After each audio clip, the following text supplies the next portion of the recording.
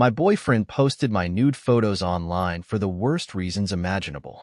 My 34F boyfriend, 34M, together 3 years, had been acting really strange with his phone and laptop for a while, and my intuition told me something wasn't right. One night, when he went to the bathroom, he left his laptop open, and I quickly looked at his browser history before he came back. I found that he had been frequenting a popular affair and kink site, and I was concerned that he was cheating on me, so I made my own account to browse and find his. I thought it was strange because we live together and he's a big introvert and is obsessed with me and my whereabouts, and if he isn't working, he's always home. So was he really cheating? Anyway, I made an account and browsed my town's listings, and what I found shocked me. I didn't find his account where he was seeking other women, but what I did find was an account he created impersonating me. He had made an account impersonating me and had posted a handful of my nude photos that I had sent him in confidence as my boyfriend. I cannot express the slap in the face I felt when I found my own nude photos circulating online. What's worse is that he was impersonating me, as if I were seeking a sexual encounter with a random well-endowed man. Without using the disgusting, inappropriate language he used, I'll just say that he, posing as me, said I was seeking a large man to satisfy my needs, and that I was willing to perform sexual favors while my boyfriend watched. When I saw this, it clicked. I had found his corn searches a while back, and he had searched, daily, cuckold corn, and wanted me to have sex with men in front of him. To me, this filled me with disgust. Isn't my man supposed to want me to himself and be protective of me? Anyway, I was not into it, but he was obsessed. He had mentioned that it turned him on, but I wasn't into it, and we had only briefly spoken about it once.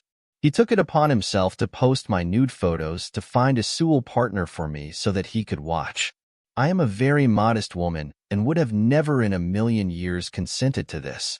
What's worse is that he has been very abusive to me during our relationship, and I'm sincerely worried that if he were willing to violate me to this extent, that he may be willing to invite a man over to have sex with me so he can watch without my consent. I am genuinely so upset and fearful right now. I decided to confront him about it in a gentle way because he is a very angry and touchy person. As soon as I brought it up, he didn't remotely apologize, but instead got angry, screamed in my face, and smashed my phone until it shattered. He shared my nude photos on the site in our town as well, so I have no idea how many locals have seen my nudes or how many people I know have seen them. I'm honestly so hurt and mortified and so violated that I'm even embarrassed to tell anyone this. Now update. To those asking, this man had zero forethought or concern for my safety. The nude photos he shared did show my face along with all of my very distinct tattoos. They were clear, vivid photos showing my whole face, tattoos, and body. I was unmistakable. He also posted the location as our town specifically, so people knew where I live, and I am certain that locals recognized me. I have lived in this town my whole life. I cannot express what it felt like to browse the internet looking for his account to only find my own pictures posted seeking males for sex, along with some really crude pornographic language that I would never use. He had been abusive and immoral to me before as well, so I genuinely feel like if he is capable of taking it this far without my consent, he is capable of inviting men over to watch them have sex with me, without my consent. He has zero respect for me or women in general, and did not care about my safety. Thank God I snooped his laptop because I could have been blindsided and sexually assaulted in my own home, coordinated by my own boyfriend. I am safe now, but more on that later. Another frequent comment was that this is why you don't share nude photos. While I agree, I do think this comment is a smidge victim blaming. I was with this man for years and loved him. He wasn't a random. He just simply fooled me. I am 34 years old and I have only ever shared nudes to 2 men in my whole life, both of which were long-term partners. I would have never expected a man I loved and cared for to do something so unsavory. In this day and age, everyone shares nudes and it is really common. It is almost expected of a woman to share these things to her significant other. While I do not think it is right, it is the norm. I will never do it again and have learned this lesson the hard way. To anyone reading this, Please heed this warning and do not share nudes as it will come out or be shared one day. For those commenting to just leave, it is truly not that simple. Firstly, leaving an abusive relationship is very dangerous. As I said in my last post, confronting him about any of the awful things he did would result in screaming tantrums, my belongings being destroyed and him getting in my face and following me around the house. Many times, I would shut myself in my bedroom and he would break the door down and I truly had no escape. He would take my keys, smash my phone, throw things at me violently. You have to approach leaving in a way that is safe. To make things more complicated, I own my home and he has been living with me for a few years now, so I cannot just abandon my own house. I asked him to leave many times and he refused. I did go to my family's house, sometimes for days at a time to get away, but obviously I would have to return eventually. Before the nude photo incident, I broke up with him, for disgusting reasons I'll elaborate on later, and changed the locks to my house. I left his important things outside, so he had what was important and left him a note. However, he called the police and they informed me that what I did was illegal because he has established tenancy, lived at my home for years, and receives mail here, etc., and that if I wanted him to leave, I would need to evict him. So I had to give him a key to the new locks and started the eviction process, went to the court and got paperwork giving him proper notice to vacate. During the notice, everything started to escalate because he realized I was serious and he has no friends, no family, no money. All of this is his own doing and he has burned all his bridges. Everything escalated more and more and he was angry and desperate, and I was having emotional breakdowns and constantly crying because he would not leave. I fled my home to my family's house for 5 days to get away from him, and I started to feel like I could not wait until the eviction notice was up. Things were getting worse. Then the nude photo incident happened where I discovered his account impersonating me. He had been abusing me for years, but that really drove it home the amount of danger I was in. It may sound crazy to those who have never suffered extreme abuse, but I was very blinded and naive. I loved him. I thought he was just hurting and we could work through it. And almost daily, he would tell me that I was neurotic, that I had emotional issues, that I was delusional, that I was a huge mess and didn't live in reality and needed medication. I was so frazzled that I thought he was the sane one and I was going insane. But once I saw the nude photos posted, I knew without a shadow of a doubt that my inner voice was correct. He is the psychopath. He is manipulating me. The alarm bells going off that constantly drove me crazy were simply my intuition. This was truly a revelation to me. After the nude photo incident occurred and he smashed my phone, wasn't the first time. I realized without a doubt that he was capable of anything. He started talking about ending himself. He threatened to buy a gun. He told me I would have regrets. He showed me screenshots of where he had been actually searching of places to buy firearms, as if to show me how serious he was. I could not take it anymore. I was literally shaking in fear. How could I go back to my home with this man there? I broke down crying at work, left mid-shift, and went to the police station. They directed me to the magistrate's office where I sat for 5 hours crying and writing a statement of all the ways my life was in danger. I had plenty of evidence, and they immediately granted me an emergency protective order, which lasts for 72 hours, and says he cannot be in my home and cannot be within 100 feet of me or my home. I went to my family's house for the night, and he was served the paperwork and escorted out of my home. I feel so much relief knowing that this nightmare is coming to a close, but I also am so heartbroken. It's hard to understand, but sitting at the magistrate's office, I knew that once I applied for a protective order, it was done. And I truly loved him, and there was a time that we spoke of getting married and having children, and I thought he was my soulmate. I had to remind myself over and over that I fell in love with a fake person, the man he pretended to be because he is a narcissist and psychopath. He fooled me. I was bamboozled like the naive romantic that I am. The dream I had of what we would be was fake. There was too much objective evidence at this point. So I submitted the paperwork for the protective order and I haven't looked back. I will have to revisit the court in a few days to extend the protective order, but for now I am taking this one baby step at a time because that's all I can manage.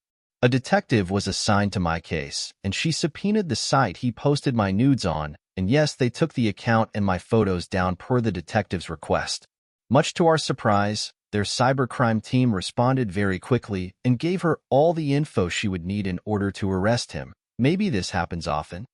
They gave her the email address linked to the account creation, his email, the IP address used, his laptop, all of the viewers and accounts that viewed my profile and photos, etc. Apparently, they keep track of all of this, and they readily handed it over to the police department. He is caught red-handed. I am hesitant to press charges because he is really intimidating, but I told her to please look into what that would look like. She handed it to the Commonwealth attorney, and he is reviewing the case and details of the laws and is supposed to get back to me. But yes, from what they told me, what he did is illegal and counts as revenge porn. She said he may have even made money off of my photos, which may constitute fraud and solicitation charges. So I will keep y'all posted about that. I am in a weird in-between stage because the police department told me I cannot change my locks since he still has established residency and the emergency protective order is only valid for 3 days until I get it extended with the local courts. So I have not changed my locks, and that has made me very anxious since he lived here and obviously has a key. I am really trying to go by the books and through the system hoping it won't fail me. My brother-in-law, Bill, is going to be installing cameras at my home soon. I have confided in the few family members I am close with about the protective order, but not the nudes because embarrassing, and they have jumped in to be there for me. It will take me a long time to tell them the full story, but what they do know is that I am in danger, and they have jumped in without question. I am so grateful. I am safe for now. I have a protective order in place. He has been removed from my home, and my family members have decided to take turns staying with me at night. I also have a 9mm for home protection in case it comes to that. My neighbor texted me this morning saying that it was important, so I went over there. She lives across the street. She said that she had seen the police officers at my home late at night, and when they served him the protective order, again, I was not home and at family's house, that a few hours after they all left, he returned to my home and parked in front of my house for a while. If you know the law and anything about a protective order, this is a serious issue.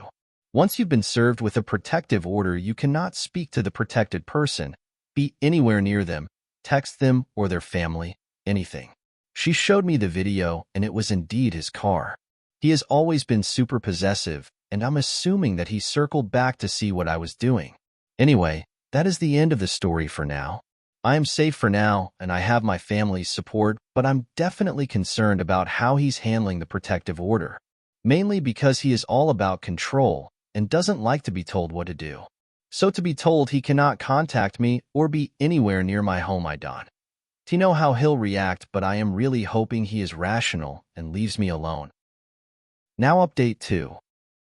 Unfortunately, you all were completely right and my ex is now stalking me constantly. As I stated in my last post, I now have an emergency protective order in place, and he was removed from my home by police. Since then, he has been stalking me in my home constantly. I myself have seen him drive past several times in the past few days, just looking through my living room window, and I actually caught it on camera with my phone once as well. My neighbor also has him on camera parked outside my house after the protective order was served. I contacted the police department and shared the videos with them, and unfortunately, them deemed it not sufficient for arrest because in the videos, it's too fuzzy to see his license plate number and his windows are very tinted, so you cannot place him in the car. I explained that I knew without a doubt that it was him. For context, I live on a small side street with maybe 10 houses close together and a cul-de-sac. This is not a busy road or even a real neighborhood, and there is absolutely no reason for him to be driving down my street unless he were stalking me. I got assigned this detective, and she came to my home to gather evidence. I won't lie, when she walked in, I was instantly relieved that she was assigned my case. She had a slicked-back ponytail, notepads and laptop in tow, and as soon as we started talking, I could immediately tell she was competent and serious, all business. I told her everything. The abuse over the years, him throwing things at me and hitting me with objects, following me, stalking me at my jobs, installing tracker apps on my phone, stealing thousands of dollars from me, threatening me, sharing my nudes, everything and more. She wrote every detail down, gathered photos and text messages between he and I, and asked all of the right questions. However, she said that there was nothing she could do at the moment that was grounds for arrest, as far as violating the protective order. She agreed that it was likely his car, but they couldn't place him there without being able to see his face or license plate. She also said that even though I live on a side street, it is technically a public street, and this does not violate the protective order unless he is stopped in my driveway and I have proof with his license plate placing him there or video visibly placing him in the car. I do understand and I realize that she is doing her best working within the law. I called the police department to double-check behind her and get a second opinion, and they said the same thing. This is not grounds for arrest, and they don't have solid evidence. I decided to take things into my own hands in any way I could. I had printed pictures of his car and license plate, and I went door to door on my street to my neighbors. As I said, there aren't many houses on my street, so it's a pretty tight-knit community. I told them that if they see this car or license plate on our street that it was an immediate 911 call, and I showed them my protective order and told them that if he were around, my life is in literal danger. They were all very understanding and helpful. There is a small business at the end of my street, and it looked like they had a camera on the exterior. So I entered the business to talk to them about this, hoping they'd have camera footage that was more clear so he could be arrested. The ladies were incredibly kind, but told me that their exterior camera was old and didn't work. But she said there was a man that had been loitering on foot at the end of my street, and he was acting suspicious. For reference, I live in a low-income area where there are lots of randoms walking along the main street. But she said he was particularly suspicious looking around and pacing but not going anywhere, and she wondered if he was a smoker, but he never had a cigarette. I showed her pictures of my ex and she instantly said, "That's him." She showed another staff member, and they both looked at the pictures and agreed that they had seen him multiple times in the past few days in broad daylight wandering around my street on foot aimlessly, and that they would be happy to confirm this to police. So now I have multiple sources on camera, with my own eyes, and with others that he was constantly on my street, but none that are concrete evidence or enough to arrest him. I'm so frustrated. At this point, I am completely aghast at his behavior, and I realize I'm in serious danger. Ever since I had the protective order and confessed all of the abuse to my family, they are very involved. They have all taken turns at my house. We have all called the police department. My BIL installed cameras at the front and back of my property. I checked inside my house for cameras but didn't find any visibly. Would they be visible? I blew up the police department saying I was in danger so much that they put a watch on my house so that their on-duty officers will drive up and down my street. Yet, I have not seen a single patrol car on my street, not once. I am starting to feel like this is on me to protect myself, and I can't help but feel like his behavior has only escalated since I got the protective order in place, which is exactly what I was afraid of. There have been many comments regarding what I should do to protect myself, so I will list what I have done so far. Police are involved, and I have a protective order in place. My family is staying with me whenever possible. I have a gun I carry with me everywhere, including room to room in my house. It does not leave my side. I have rallied neighbors. I have installed cameras. I have shared my location with my trusted few and given them keys to my home in case of emergency. I told my boss at work so everyone is on alert. I don't know if there's much else I can do, but the police haven't been much help and I feel like a sitting f***ing duck. There have been many comments about me getting a dog. I have a dog. I did not mention it prior because it is definitely an identifier because my dog is a very uncommon breed. But he is a very large, very protective dog, and I will just say it is genetically ingrained in him to be this way. He certainly does not need protection training. My ex has threatened my dog multiple times saying he would choke him out if he got in his way. While I think it's a disadvantage that he knows my ex, I trust 100% that this dog would die for me if he sensed that I was in true danger. And I will say that this breed is not a joke. A primitive breed that I know for certain would get nasty and do serious damage if the occasion arose. But sadly, my ex is a psycho and very physically adept, and I don't think this would be my best defense, as I am certain even if my dog did serious damage, He would absolutely and readily kill my dog with his bare hands. Another side note is that I am in contact with his ex, and I would actually consider her a friend at this point. I reached out to her to apologize because I humbly admit I was that asshole that didn't believe her when she tried to warn me that he was an abuser. He had told me such horrible things about her as if she was a horrible person, and I truly bought it. So I brushed her off. This was years ago. I reached out to her to validate her, and we have become friends. He did horrible things to her as well. She told me about his ex prior where he assaulted her, and he has a record. I looked it up, and sure enough, I found his mugshot for assault. She said that she tried to get away from my ex and locked herself in her car, and he repeatedly smashed her windows with his fist until they shattered, and he assaulted her. Just wow. This is who I am dealing with, I thought. For anyone reading, please visit arrest.org and search your potential partner for their past arrests. I wish I did. Throughout our relationship, I really downplayed his abuse because of his gaslighting. He constantly told me it was my fault. I triggered his trauma. So his anger was my fault. I didn't live in reality. I was delusional. I downplayed it all. But now I realize that I have been truly sleeping with the enemy. A very dangerous man who is capable of killing me. I am still utilizing the cops and their resources, but because they are working within the law, there's only so much they can do. I am taking things into my own hands at this point. I have not been able to sleep without drinking a bottle of wine to calm my nerves, and even then I only get a few hours. I wake up every time my camera alert goes off, and it's often just a cat walking through my yard or the wind blowing the trees, but I check it every single time. I am truly in survival mode, and I can tell that this whole situation is going to take all the strength I have. There have been many comments saying I should leave my home, I should sell my house, I should leave town for my safety. My family members expressed the same and have been upset about my choices and offered their homes as safe havens, and I will take them up on it when absolutely necessary. But I have been staying at my home. And let me explain why, and some of you may disagree, and some may understand. My ex took everything from me. I bought my house about 2 years prior to he and I dating, and it was one of my proudest accomplishments. I have been through a lot in life and have worked so hard. I had no co-signer. I did it myself. I had an 805 credit score that I earned with my hard work and still barely got approved for the loan alone. I was a single woman and was so incredibly happy with myself. I was fit, saving money. If something broke, I fixed it. I took care of my home and took pride in it.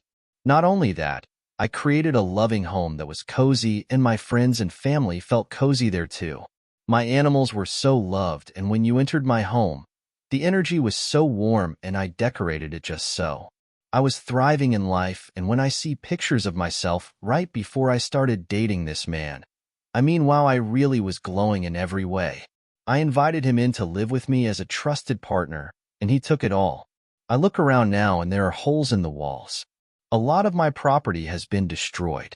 My animals are skittish and jumpy, as am I. I look in the mirror and my eyes are puffy, and I don't recognize myself. I don't feel safe. I would hear him come home from work, and I would pretend to be asleep, hoping he wouldn't come near me. He took everything from me that I valued. I was sitting thinking about how crazy this all is, and I decided with 100% certainty that he will not take another single thing. I will not live in fear. I will not flee my own home. I am not the one. He has another thing coming, and he has no idea who I am. I thought of how much growth I did as a person before him and how I would solo hike the mountains with weighted vests. I backpacked Europe alone when my family thought I was nuts. I traveled to countries alone when I didn't know the language. I bought my home with all of this faith in myself. I'm actually kind of a badass when I thought of it, and he took that from me. And I may have stumbled and let him abuse me for a long time, but not anymore. And I will not flee my home. He will take not a single nother thing from me, and he can die trying. So I will stay up all night with my gun by my side if that's what it comes to until this blows over, but that is where I'm at. To me, this is war, and it's time I chose myself. Now update 3. I got an emergency protective order, EPO, against my ex who had abused me for several years, shared my nudes online, threatened me, and threatened to buy a gun, destroyed my property, refused to leave my home that I own, legally claimed established tenancy and wouldn't leave, and stalked me constantly after I got the protective order and had him removed from my home. I had to return to my local court to get the protective order extended and sat in front of the judge and told him all of the ways my life was in danger. He granted me the extension for the next few weeks until our court date. I guess this court date is the one where he will decide if he should extend it for years' time. I was feeling relieved since he extended the protective order, and I let my guard down. Please understand that I was physically and emotionally exhausted at this point. Like I said in my last post, I was only sleeping a few hours each night. I had confessed about years of abuse to my family that I had been hiding. I got cameras and surveillance systems installed at my house. The police were in and out of my house. My family members were constantly calling me for updates, and my ex was stalking me in my home constantly. It was absolute chaos, and this all unfolded in less than a week. It had been quiet, and I hadn't seen him around in the past day or so, and I hadn't seen him on my cameras either. I got the protective order extended, touched base with my family, locked me and my dog in my bedroom, put my 9mm on my nightstand, pushed my giant dresser in front of my bedroom door to blockade it just in case and passed the FK out. I woke up feeling refreshed since I had actually gotten some sleep, tucked my 9 into my PJ pants pocket as was habit at this point, pushed the dresser out from my bedroom doorway, and made my way into the kitchen to make some coffee, which was my normal morning routine. On my way to the kitchen, I saw my ex, my abuser, my stalker, sleeping soundly on my couch in the living room. In case he wasn't fully asleep, I remained calm and made my way to the kitchen, started some coffee, and immediately called the police. I told them that they needed to come immediately and that I was in serious danger. And for those of you who ask, yes, I keep one in the chamber and I have hollow point ammo for my utmost protection. However, I am also not trigger happy and am a very level-headed person, so I did not brandish my weapon once. I made my coffee and, knowing the police were on the way, headed back to lock myself in my bedroom until they arrived. My ex started speaking to me on my way and telling me I was in shoal and disloyal for getting the police involved regarding the protective order. He remained laying on the couch and I stayed my distance and did my best to placate him during this time. One thing that was chilling was that he said, "And whose red truck was that? You're having people over now?" He was referencing my BIL's truck that was at my house maybe 2 hours during the EPO to install cameras. My BIL and I were outside during that time installing cameras and didn't see my ex's car anywhere. So what was he hiding in the bushes watching? We'll never know. I made it a point to tell him that we installed cameras and security, and in his exact words, he said, "Great. Now you're telling your family our personal business, so now we can never be together after this." What? He is so delusional, as if that's a possibility. Around this time, the police knocked on the door and removed him from my home. He was not happy and talking shit to me while packing a duffel bag, to the point the officers had to intervene and tell him he would be arrested if he addressed me again. I looked at my camera alerts, and I have him on camera at 12:06 a.m. entering my home while I was sleeping. The original protective order expired at 12 o'clock midnight. Apparently this isn't illegal because there was a lapse in coverage between the first and newest protective order. Since he was homeless now, they didn't know where to find him to serve him the new PO, so it was legally not valid yet, so he did not do anything illegal, though the police told me the judge really wouldn't like that he entered my home 6 minutes after the original PO expired. I'm well aware that I was in serious danger and could have died when he re-entered my home. I'm well aware that I should have changed my locks. But to be honest, I got some terrible police advice multiple times. They told me since he had established tenancy and the eviction was not valid for another week, that I legally shouldn't change my locks, and that this could be looked down upon in my court case to the judge. I was told by 2 police officers to not change my locks because it was illegal. Now I'm well aware that the police can only help you so much, and I am the only person who can protect myself. I'll never rely on the system to protect me again. And let me tell you, my ex/stalker did this for no reason other than to intimidate me. He wanted to let himself into my home immediately after it expired, just to say, "Screw your stupid piece of paper. I'm here." I have since changed my locks. My ex was removed by police, and the protective order was extended. For those curious, my dog is not some useless dog. Let me explain. I have a big protective breed that rarely barks, if ever. I've heard him bark maybe 5 times in years. Even if someone knocks on the door, he doesn't bark. This breed just doesn't bark. I have an AITA, and they are more of silent watchers that will attack when necessary. They are not property guardians like Great Pyrenees or Cane Corsos. They are personal protection dogs who don't care about physical property but guard their beloved owner with their life. So when I was sleeping soundly and not in danger, he didn't care. Not only that, since I broke up with my ex a few months ago and was trying to evict him, my ex would enter the house and sleep on the couch at night. This was our normal routine up until a week ago when I got the protective order. So my dog was not alarmed. Now if my ex had forced himself into the bedroom and attacked me, I am sure my dog would have broken bad. But he was unconcerned because this was a normal night to him. I have realized through all of this that my life is in serious danger. This is a man who has no family, no friends, no money, has lost thousands gambling, and is now homeless. He is a literal mess and has nothing to lose and blames me for it all. The police have not helped. After I woke up and he was literally sleeping on my couch like a psycho, I called a family meeting. At this point, I was terrified and desperate. We sat in a circle for a few hours recapping, strategizing, and giving tasks to each of my family members. Who would stay with me which nights? Who would install XYZ security system? Who would tail my ex when? Who would park at the end of my street and watch? We all sprung into action. Now, I do not have a dad or father figure or speak to his side of the family. So I only have several family members that I'm close with, but we've been through a lot together and we do not FK around. I'm also the baby of the family and all of them have sprung into action. So some people may disagree because it's illegal.